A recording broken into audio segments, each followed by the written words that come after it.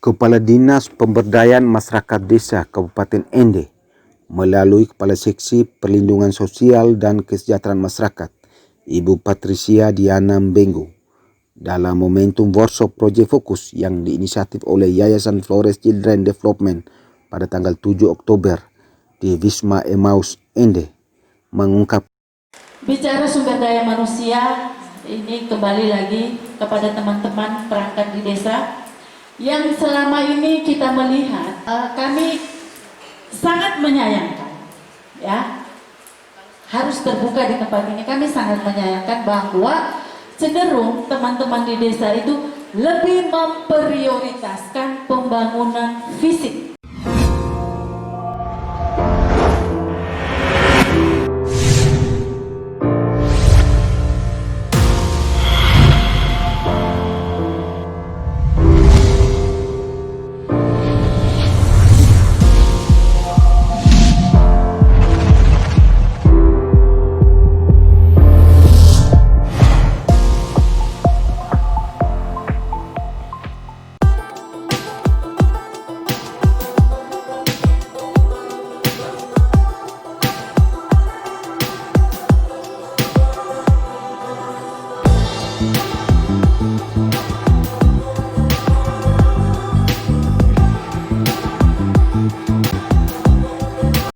Jumpa lagi pemirsa bersama kami di channel YouTube Friend Media.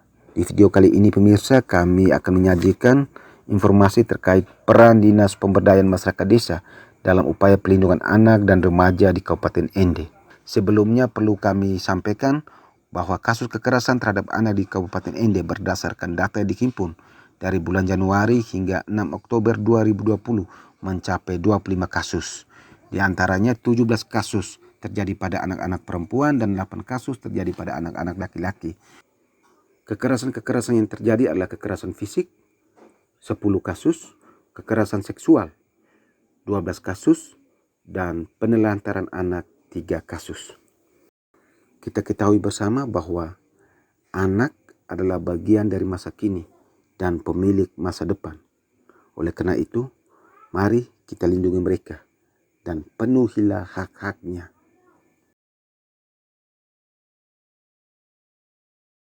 Tonton terus video ini hingga usai. Jangan lupa like, comment, and subscribe. Kita pastikan bahwa dari yang 7 yang diundang itu 90%-nya hadir di sini, berharap 100%, tapi kalau 90% hadir kita berterima kasih. Yang pertama, saya mohon maaf sebelumnya, seizin Kepala Dinas PMD Kabupaten Ende, saya pada hari ini diminta untuk mewakili beliau menyampaikan materi ini. Berhubung hari ini seharusnya beliau yang membawakan materi, tapi ada tugas lain keluar daerah di kabupaten tetangga. Saya selaku Kasubit yang membidangi ini diserah tugaskan untuk pada siang hari ini menyampaikan materi yang sesaat lagi akan saya sampaikan. Terima kasih. Tadi mama saya bertiga dengan lemah gemulainya, apalagi Ibu Kadis Sosial, beliau orang Jawa, kita tahu karakter mereka lebih halus, tapi tentunya saya hanya mau sampaikan di sini bahwa apa yang sudah disampaikan oleh mama saya tadi, yang kita nantikan adalah sesi ini. Kenapa? Karena semua teori yang sudah disampaikan, eksekutornya adalah kita, desa. Setuju tidak? Oke, mari kita mulai. Peran Dinas PMD dalam hubungannya dengan upaya perlindungan anak dan remaja. Latar belakang, tentunya kita ketahui bahwa DPMD sebagai salah satu OPD, organisasi perangkat daerah, dalam pelaksanaan tugas dan fungsinya kita berpedoman pada yang namanya RPJMD, kebijakan pokok, yaitu Triwarna Pembangunan Kabupaten Ende, segitiga pendekatan pembangunan Kabupaten Ende, lalu kemudian tupoksi Dinas PMD, dan basis utamanya adalah desa dan kelurahan. Administrasi pemerintahan kita ketahui bahwa Kabupaten Ende terdiri dari 21 kecamatan, 255 desa, 23 kelurahan, dan 893 dusun atau lingkungan. Beberapa isu strategis pembangunan daerah antara lain. Ini isu strategis pembangunan daerah Kabupaten Ende. Saya rasa perlu saya uraikan beberapa yang berkaitan dengan kegiatan kita pada siang hari ini. Yang pertama yaitu sumber daya manusia yang masih rendah. Nah, kita bicara tentang sumber daya manusia hari ini, yang kita bahas terkait dengan bagaimana kita mengatasi isu strategis pembangunan daerah di Kabupaten Ende, yang mana poin pertama menempatkan sumber daya manusia sebagai masalah. Sehingga hari ini kita bicara, saya rasa pas. Ini adalah solusi untuk bagaimana kita meningkatkan sumber daya manusia yang ada di Kabupaten Ende.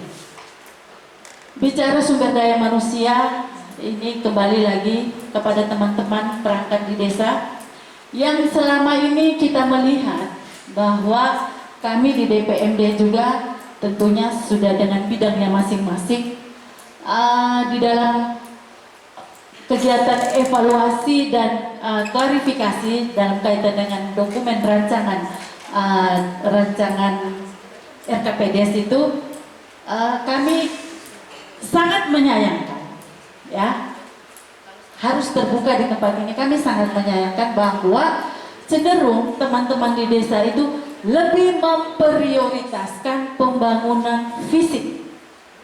Nah, ini masalah sekali. Bapak Desa Jaya Rangga langsung angguk-angguk, berarti beliau sadar benar akan itu. Ya, ini kenapa ini masalah? Karena ketika kita hanya fokus pada pembangunan fisik, kita hanya fokus prioritas pembangunan hanya pada pembangunan fisik, tentu tidak kalau dari aspek ekonomi dan lain-lain tentu dampaknya besar, ya, karena bisa membantu mobilisasi dan sebagainya. Tetapi bicara soal sumber daya manusia yang masih rendah, apabila dalam perjalanannya yang tidak seimbang, ini menjadi masalah. Siapa yang mau menikmati pembangunan infrastruktur kalau manusianya ternyata di bawah standar? Yang menikmati adalah anak-anak cacat, yang menikmati adalah anak-anak yang gizi buruk. Siapa yang sepantasnya menikmati? Sementara anak-anak ini adalah generasi pembangunan, generasi masa depan, yang tentunya kita yakini bahwa ketika sumber daya manusia mereka sudah di atas standar, pembangunan lainnya dengan sendiri akan menjadi ikutan. Tetapi ketika kita fokus pada pembangunan yang infrastruktur fisik dalam hal ini, tentu tidak berimbang. Nah, itu sehingga pemerintah Kabupaten Ende menempatkan isu strategis pembangunan daerah ini. Yang pertama adalah SDM yang masih rendah. Yang kedua, masih tingginya kasus kematian ibu dan bayi, serta masih adanya kasus gizi kurang dan gizi buruk yang ada di masyarakat. Lagi-lagi ini menjadi isu strategis. Sehingga kembali hari ini Friends sebagai yayasan yang peduli terhadap tumbuh kembang anak mengajak kita untuk ambil peran pada hari ini di tempat ini, bagaimana kita menyelesaikan persoalan-persoalan yang tertuang dalam isu strategis ini, sehingga kedepannya Kabupaten Ende ini akan lebih baik.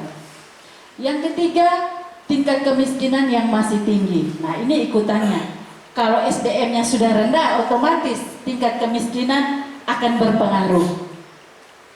Yang keempat, angka pengangguran yang masih tinggi. Juga lagi-lagi ini ikutannya. Karena apabila tingkat SDM-nya rendah, kasus kematian ibu dan anak, gizi buruk, tingkat kemiskinannya juga tinggi, otomatis angka penganggurannya juga ikutan akan menjadi tinggi. Karena ketika mau masuk di dunia kerja tetapi sumber daya tidak tersedia dengan baik, otomatis perusahaan atau dunia kerja mana yang mau terima? Karena zaman sekarang standarisasi itu yang dibutuhkan. Bukan saya kenal ini, saya keluarga dengan ini, itu dulu. Sekarang tidak lagi. Berikut lingkungan hidup juga Undang-Undang Desa Nomor 6 Tahun 2014, pembangunan infrastruktur pedesaan dan good governance atau fokus pengelolaan keuangan. Next. Kita masuk ke bagaimana peran Dinas PMD.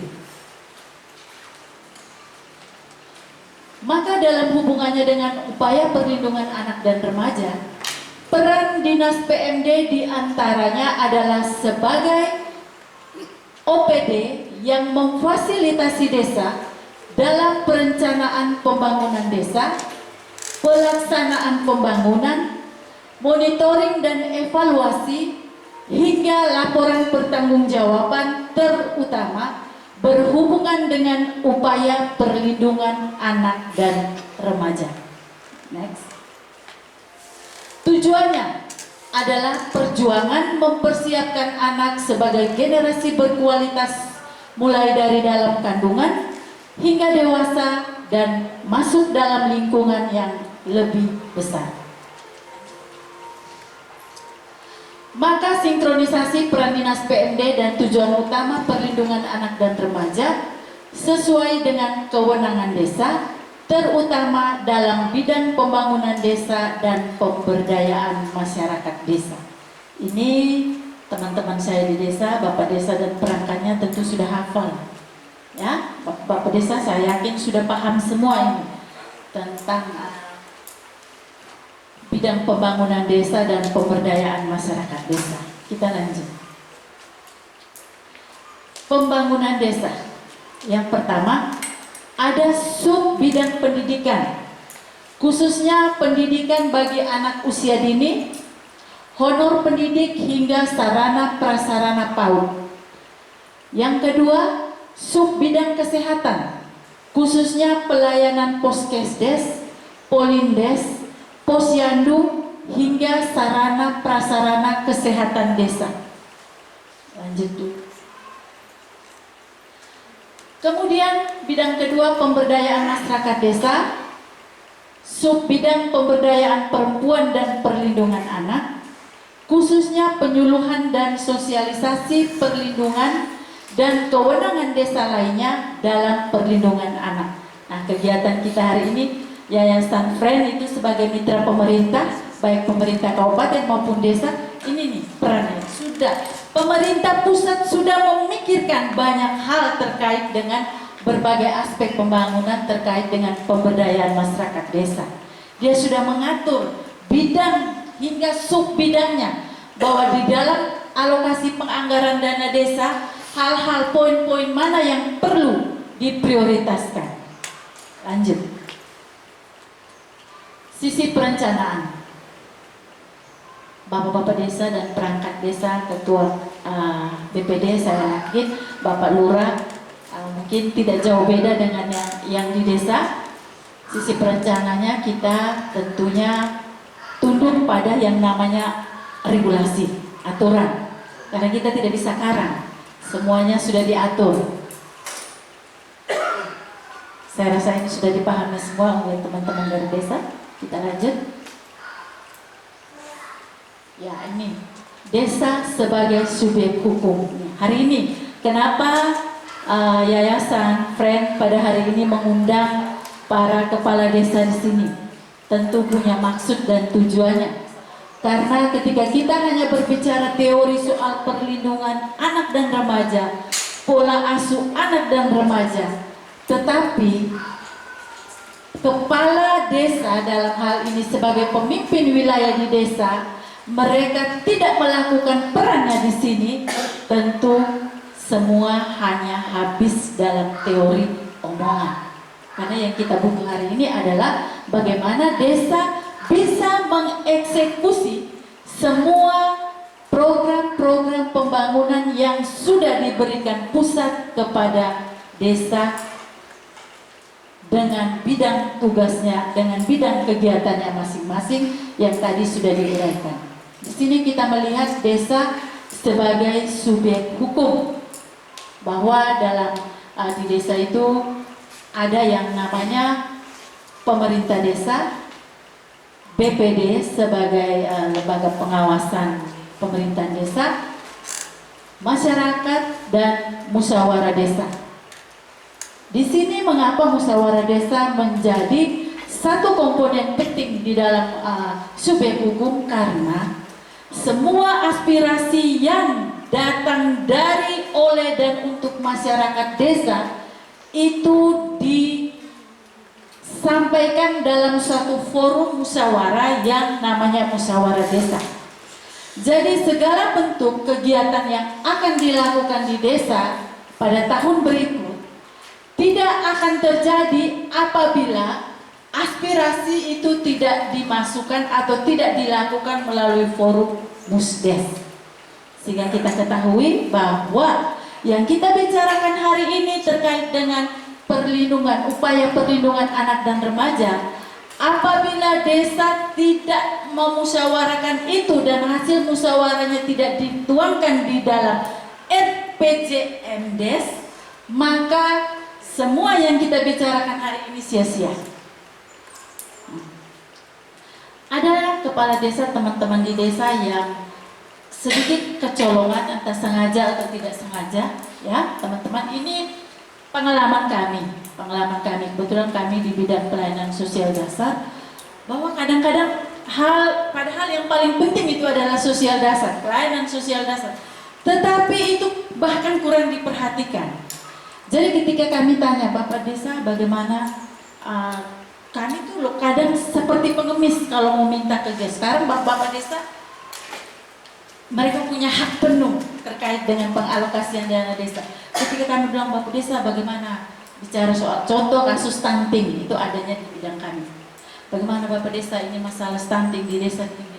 Aduh Ibu, terlambat nah Ibu. Ini kami sudah anggarkan untuk yang dianggarkan tuh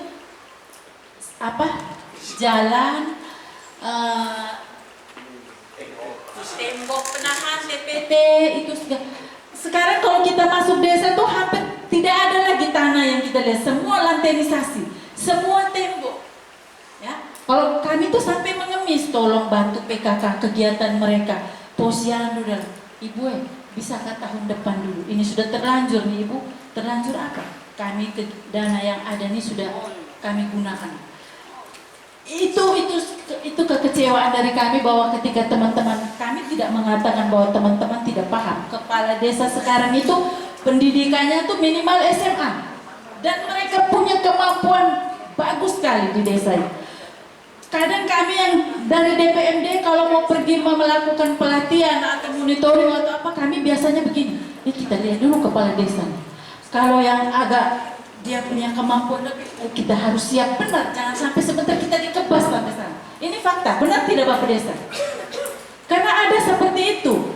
Jadi ya kami sangat mengharapkan di dinas, kami sangat mengharapkan bahwa teman-teman di desa, mari kegiatan yang hari ini kita lakukan, bukan tanpa dasar ya, bahwa teman-teman di Yayasan Friend ini sampai mengajak kita hari ini. Tentu tahapan ini sudah yang kesekian. Dari yang sebelum-sebelumnya mereka sudah melakukan analisis, sudah mencari sumber-sumber persoalan yang terjadi di masyarakat. Bukan tanpa alasan hari ini kita ada di sini. Dan untuk itu kita hargai keberadaan mereka. Mereka adalah mitra kita. Karena kita dengan kesibukan kita tidak fokus untuk merekrut, untuk memprioritaskan semua persoalan yang ada di desa. Hargai keberadaan mereka. Bahwa kehadiran mereka bukan hanya sekedar untuk meramaikan dan mengisi form-form pembangunan, kegiatan pembangunan di desa. Bukan itu. Kelirunya lagi ada pengalaman teman-teman di desa, contoh misalnya pelatihan, membuat pelatihan olahan pangan, atau pelatihan PKK atau posyandu. Selalu salah kamar. Salah kamarnya begini. Ketika mereka mau buat pelatihan yang diundang, pelatihan contoh administrasi PKK, mereka belum paham. Teman-teman ada yang sudah paham, ada yang belum paham, bahwa Ketika kita bicara menyangkut dengan administrasi PKK, tahu dulu strukturnya. PKK ini di bawah mana? Dia bernaung di mana? Posyandu ini dia bernaung di mana? Kadang-kadang misalnya bicara posyandu, yang dipikirkan tuh hanya kesehatan. Padahal di posyandu itu ada 5 meja, hanya 1 meja dari kesehatan. 4-nya itu adalah dari masyarakat. DPMD lah tempatnya. Tapi ketika pelatihan sudah berjalan, kami lihat ini hanya lihat di medsos judulnya pelatihan posyandu, pelatihan administrasi PKK. Contoh pelatihan administrasi PKK yang menjadi pemateri narasumber itu adalah ibu camat, yang notabene sebelum suaminya jadi camat dia tidak pernah berkecimpung di PKK, kan ibu? Iya, harusnya datang kemana ini? Kemana ini yang benar ini adanya di mana? Secara kelembagaan dia berada di mana? Datangnya ke sana. Contoh, PKK Posyandu itu adanya di DPMD, datang ke sana, surati kami, bila perlu TOR dan lain-lain konsultasikan dengan kami supaya tidak salah sasaran. Waktu pelatihan benar-benar yang outputnya itu sesuai harapan. Nah, kalau yang pergi Ibu Ketua Tim Penggerak, kami bukan mengurangi teman-teman Ibu Ketua Tim Penggerak PKK di kecamatan. Tapi kalau yang diundang dan menjadi narasumber adalah Ibu PKK, Ketua PKK Kecamatan yang sebelumnya suaminya mungkin bertugas di bidang lain yang tingkat pemahaman tentang PKK itu sendiri minim, lalu kemudian sampai sana dia mengajak ibu-ibu di desa yang juga notabene pengetahuan tentang itu minim, itu bagaimana kita mau dongkrak mereka di sana? Kan susah. Jadi dianggap kita membiayai kegagalan, dan itu hampir semua bentuk pelatihan-pelatihan yang ada di desa itu cenderung membiayai kegagalan. Kenapa begini? Kami punya pengalaman, ada di satu desa sudah 4 kali melakukan pelatihan, ada pelatihan yang terkait dengan PKK maupun posyandu, sudah 4 kali melakukan pelatihan yang sama. Namun ketika kami turun di tahun yang keempat, kami tanya, Pokja PKK ada berapa? Angkat tangan. Ada, kami tunjuk. Ibu tolong jawab, yang lama di PKK angkat tangan. Pokja PKK ada berapa? Ada 9 ibu. Air mata rasanya mau jatuh saat itu. Padahal sudah 4 kali melakukan pelatihan. Mau salah siapa coba? Nah, ini kadang-kadang juga teman-teman di desa, maaf ya bapak-bapak desa, kami harus bilang, kadang-kadang kebiasaan kita yang sok tahu, nanti itu salah bapak. Jadi begitu. Tolong kita pahami yang apabila hal-hal yang kita belum paham, datangi instansi teknis terkait, sehingga jangan sampai di dalam menjalankan kegiatan itu kita tidak membiayai kegagalan. Hampir semua, boleh saya katakan bahwa pelatihan-pelatihan, saya kurang tahu teman-teman di instansi lain, tapi kalau di kami itu cenderung membiayai kegagalan. Berkali-kali kami pergi, kami semuanya nol, tidak ada perubahan. Ini situasi yang benar kami hadapi, kenyataan yang kami temukan di lapangan. Saya tidak tahu untuk yang lain. Kemudian di sini kita melihat ada pendamping desa. Mungkin ada teman-teman pendamping desa yang hadir hari ini. Baik, terima kasih. 1 orang saja. Sementara yang diundang berapa orang saya lihat di situ. Baik teman-teman, Bapak dari pendamping desa mana? Dona. Ya. Keberadaan teman-teman pendamping desa ini kadang-kadang kenyataan di lapangan kadang-kadang disepelekan. Tapi ada juga keberadaan teman-teman pendamping desa itu membawa keberhasilan yang luar biasa untuk desa. Tapi tidak sedikit juga ketika kami ke lapangan yang dikeluhkan adalah pendamping desa. Kami bagaimana mau bikin dokumen yang baik, pendamping desa tinggalnya di kota. Kami bagaimana bisa paham tentang nomenklatur yang benar, pendamping desanya 1 bulan 2 hari hanya ada di desa. Dan ini fakta, tidak bisa bilang tidak. Bapak tinggal di mana? Bertugas di Dona dekat. Jadi tanpa ada alasan bahwa gagal ya di sana Bapak, karena Dona dekat. Ada koordinasi mewakili kalau memang tidak perlu saya sampaikan. Oh siap, baik Bapak, oke. Berarti yang diundang hari ini tidak salah. Tidak salah orangnya. Karena mungkin ada 5 yang salah. Gitu. Ya, Ibu. Bahwa faktanya banyak teman-teman pendamping desa yang tidak menjalankan perannya dengan baik. Jadi tiba waktunya pas mau gajian datang bawa laporan, kita ditunggu untuk tanda tangan. Untuk tanda, bukan laporan kegiatan. Sehingga tanpa itu kan gaji mereka tidak bisa dibayar. Dan itu lagi dan lagi selalu menjadi permasalahan di desa, bahwa teman-teman pendamping kurang berperan di sana. Hanya simbol aja ada pendamping kayak begini, bagus gambarnya, pendamping semua, tetapi tidak ada di lokasi. Saya berterima kasih kalau Bapak selalu ada di desa. Kemudian di sini kita melihat kebijakan pemerintah kabupaten, pemerintah kabupaten atau kota, RPJM daerah, program proyek masuk desa yang terpadu secara nasional, provinsi dan kabupaten.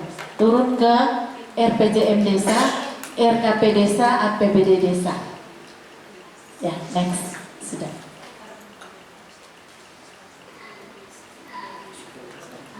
Visi tata kelola desa membangun dalam undang-undang desa. Desa sebagai subjek pembangunan. Ya, sudah. Next. Perencanaan pembangunan desa. Nah, ini kita sudah mulai mengerucut nih, masuk ke fokus persoalan.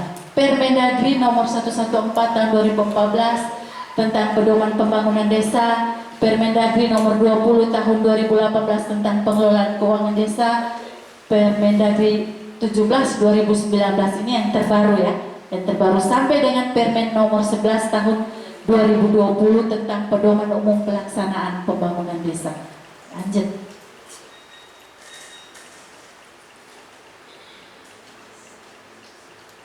RKPD didasarkan pada jumlah ya. Lanjut dulu. Di desa dan kelurahan sudah paham.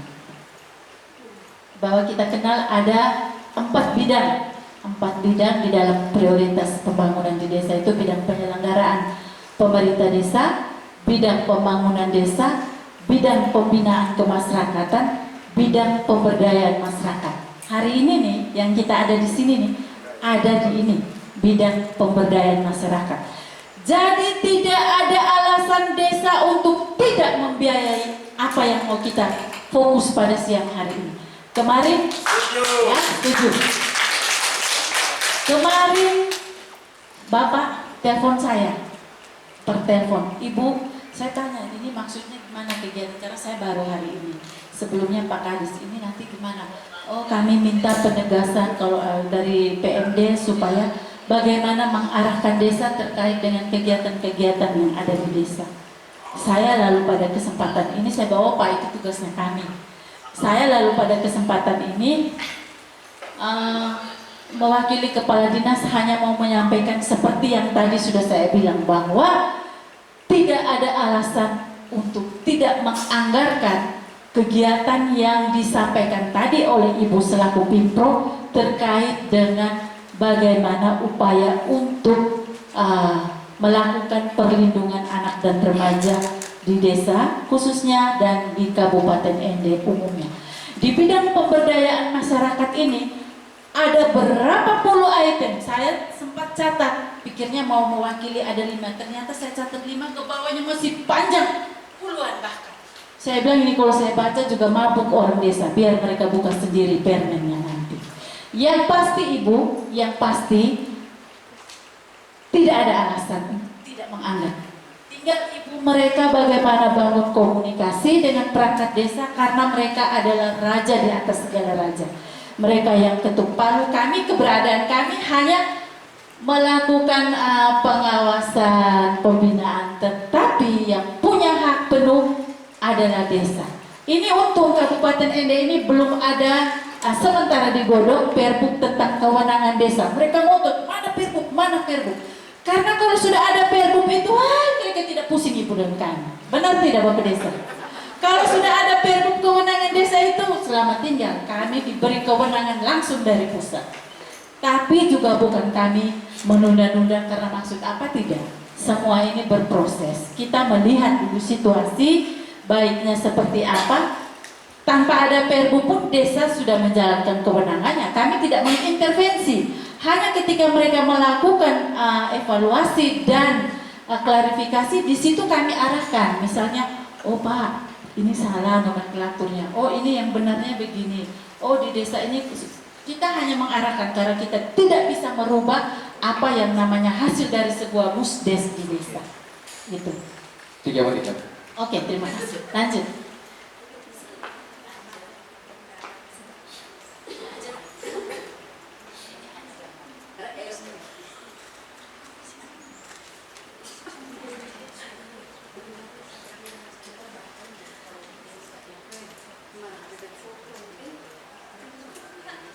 Ya, integrasi penganggaran desa berbasis kewenangan desa. Jadi ini alurnya. Setelah pemerintah pusat memberikan kewenangan desa, kemudian desa menyusun apa yang namanya RPJMdes, tentunya melalui forum musyawarah desa, lalu kemudian RKP desa, RAB APB desa, APB desa, PBJ desa, realisasi dan bukti penerimaan atau pengeluaran. Ini kepada desa sudah luar kepala. Kita lanjut.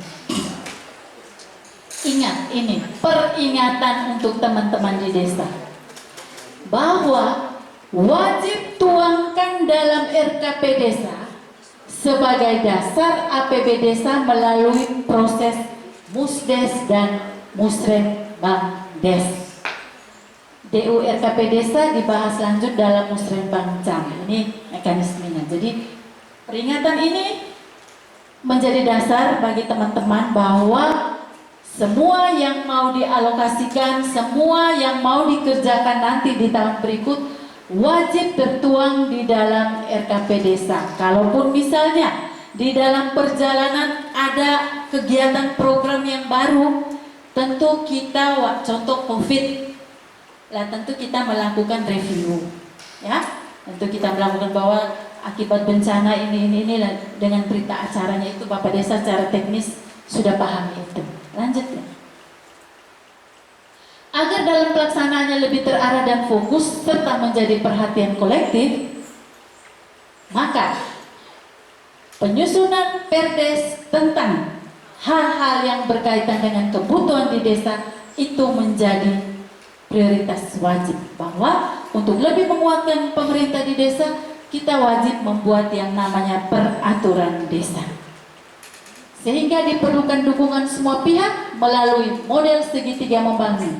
Model segitiga kekuatan bekerja membangun Kabupaten Ende, bahwa kita ketahui model ini segitiga membangun Kabupaten Ende yang terdiri dari agama, yaitu umat, pemerintah, rakyat, Mosalaki, Faiwalu, Anakalo, Lika, Bokotelu, masyarakat Kabupaten Ende, dan ya ini sudah kita ketahui bersama. Lanjut. Oke. Sampai di sini. Terima kasih atas kesempatan yang diberikan. Selamat siang untuk kita.